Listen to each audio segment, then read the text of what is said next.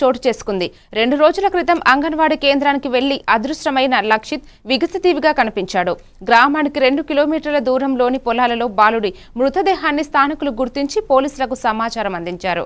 10 బృందాలుగా ఏర్పడి బాలుడి కోసం పోలీసులు గాలింపు చేపట్టారు. ఎవరో గుర్తు తెలియని వ్యక్తులు బాలుడిని హత్య చేసి ఇక్కడ పడివేశారు ఉంటారని అనుమానం వ్యక్తం చేశారు.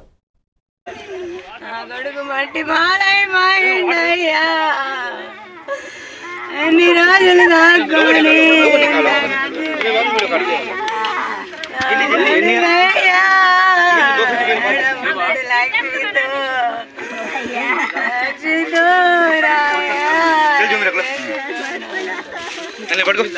దాని కడుపున